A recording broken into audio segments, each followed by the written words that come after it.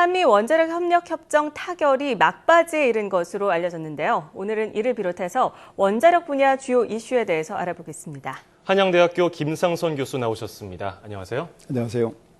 네, 한미 원자력 협정 타결이 임박했다는 뉴스가 들려오고 있습니다. 그런데 이 협정이 왜 지금 논의가 되고 있는지, 또 특별히 주목받는 이유에 대해서 설명 부탁드리겠습니다. 네, 한미 원자력 협력 협정은 지난 1973년에 네. 우리나라 경제개발 초기에 막대한 전력 수요가 있어서 거기에 부응하기 위해서 이제 원자력 발전을 시작하면서 체결된 협정입니다. 네. 근데 그 협정 유효기간이 41년이라서 금년에 이제 끝나죠. 그동안의 여건 변화에 따라서 새로운 협정을 맺기 위해서 지금 협상이 진행 중이고요.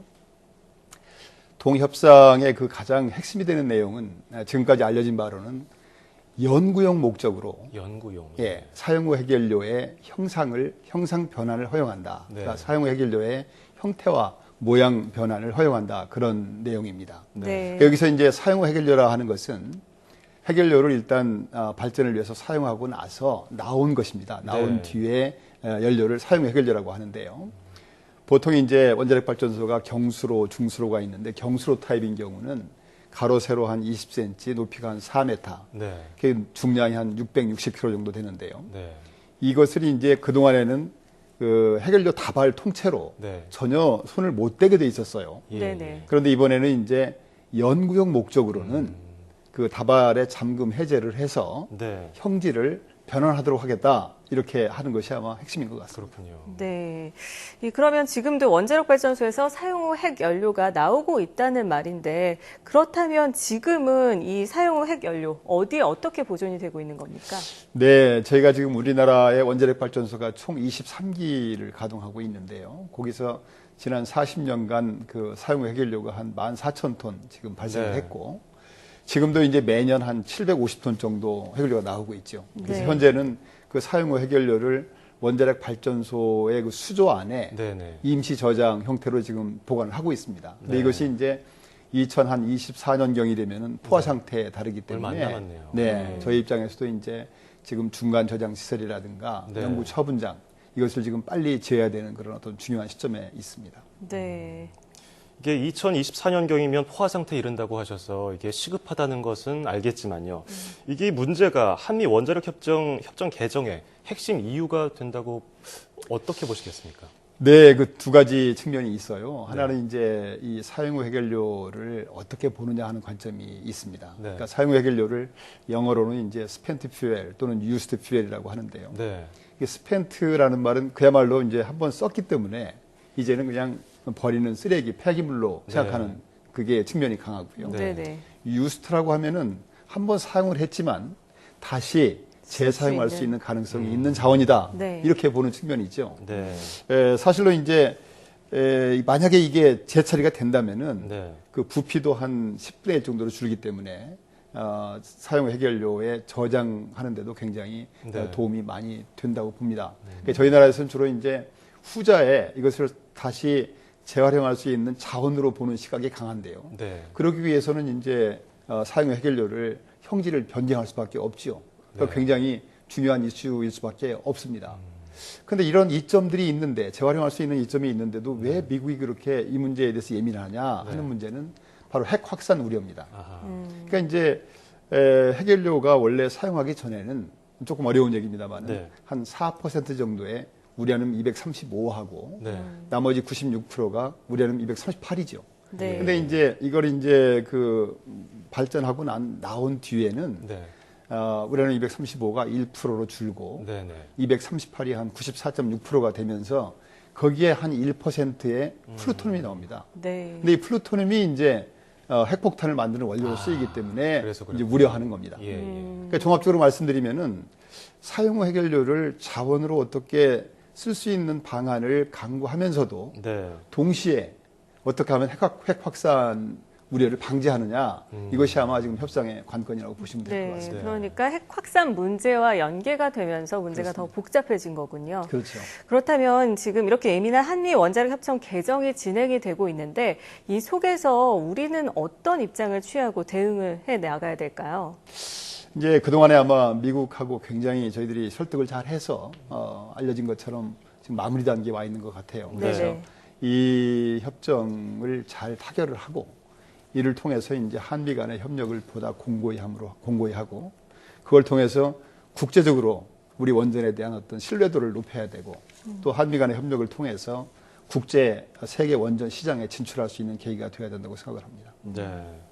지금까지 말씀해주신 뭐 한미 원자력 협력 협정 개정 이슈 외에도요. 최근 국내에도 원자력 관련 이슈가 굉장히 많지 않습니까? 많죠. 또 얼마 전에는 삼척 원전 건설에 대한 주민투표도 했었고요. 네. 그리고 월성 원전 1호기의 계속운전, 또 사용 후 핵연료 공론화까지 뭐 하나 빼먹을 거 없이 다 중요한 문제 아니겠습니까? 네, 그렇습니다. 이런 이슈가 중점적으로 제기되고 있는 원인 어떻게 보시겠습니까? 사실 원자력 이슈는 그동안에도 계속 있었죠. 네. 크고 작은 이슈들이. 네. 그런데 최근에 와서 이제 이 문제가 크게 부각이 되고 국가 문제화되고 있는 원인이 뭐 여러 가지가 있겠지만은 가장 큰 원인이 아무래도 후쿠시마 원전 사고 또 그리고 한수원의 원전 비리 네. 이런 걸로 인해서 이제 어떤 원자력 안전에 대해서 국민의 신뢰도가 많이 떨어진 감이 있습니다. 네. 거기에 따라서 이제 어떤 원전에 대한 어떤 불안, 불신 이런 것들이 좀 커지지 않았겠느냐. 쉽지 않은 문제입니다. 이런 문제를 풀기 위해서는 네. 가장 중요한 게 아마 신뢰 회복이고 묘수가 없죠. 네. 인내심을 가지고 꾸준히 다각적인 노력을 경주해서 극복해야 될 문제라고 생각이 됩니다. 네, 이 다각적인 노력이 필요하다고 얘기를 하셨는데 사실 원자력 발전이 우리 경제에서 차지하고 있는 중요도를 짚어볼 때 좀 더 슬기롭게 풀어나가야 할 과제가 아닐까 싶은데요. 네. 그렇다면 이런 신뢰도 회복을 위해서 우리가 어떤 노력을 다각적으로 기울여야 될까요? 네, 아시다시피 우리나라는 이제 그 에너지 자원의 한 96.4%를 수입하는 나라입니다. 그게 천연 자원이 굉장히 부족한 나라이기 때문에 원자력 발전소가 지금도 이제 총 발전량의 한 30% 이상을 차지하는데요. 사실 다른 선택이 별로 없습니다. 네. 이제 물론 태양열이라든가 풍력이라든가 뭐 파력이라든가 이런 신재생 에너지 개발해야 되겠죠. 네. 그런데 실상이 그렇게 녹록지가 않습니다. 그런 기술들이라든가 환경 효율이 그렇게 높지가 않기 때문에 우리나라가 지금 전체 에너지의 한 신재생 에너지가 차지하는 비율이 네. 불과 한 3, 4%밖에 안 됩니다.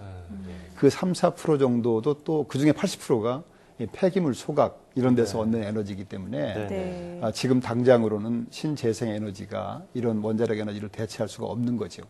물론 미래에는 이제 우주 태양 발전이라든가 네. 또 뭐 핵융합 발전이라든가 이런 것들이 지금 개발하고 있기 때문에 2040, 50년경에는 뭐 대체할 수가 있다고 보지만은 당분간은 우리 에너지원의 그 핵심으로서 원자력을 어떻게 포기할 수 없는 거죠.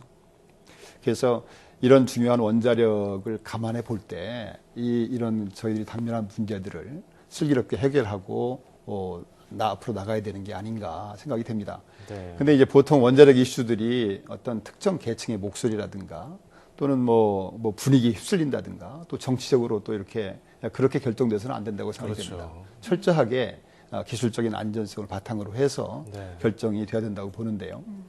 예를 들면 이제 아까 말씀드린 그 한미 원자력 협력 협정 잘 체결해야지요. 그래서 네. 국제적인 시인도를 높이고 또 한미 간의 협력을 강화시켜야 되고요. 신규 원전 건설이나 그 계속 운전 문제 이런 문제에서도 기준이 기술적 안전성이 중심이 되어야 된다는 것이죠. 네. 예를 들어서 지금 월성 원전 1호기만 해도 이 계속 운전을 결정하는 데 있어서 만약에 기술적인 안전성이 없다.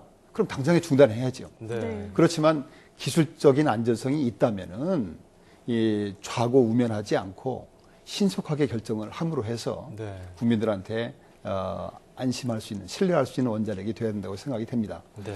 아울러 이제 지금 사용 후 해결료 문제만 해도 굉장히 시급한 문제예요, 사실은. 네. 그래서 시간이 많지가 않습니다.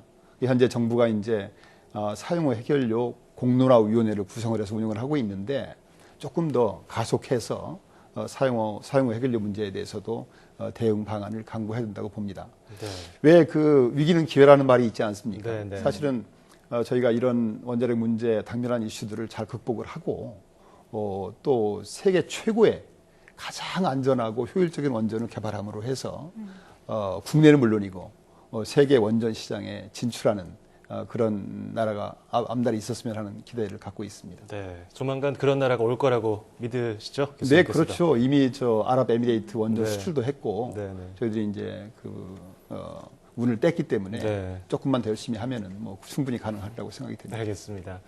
자, 오늘은 협상 타결이 임박한 것으로 알려진 한미 원자력 협력 협정을 비롯해서 주요 원자력 관련 이슈에 대해서 알아봤는데요. 우리나라 원자력 발전이 당면한 이슈들을 슬기롭게 극복하고 대외적인 신뢰 회복 속에서 국내는 물론 세계 시장까지 진출했으면 좋겠습니다.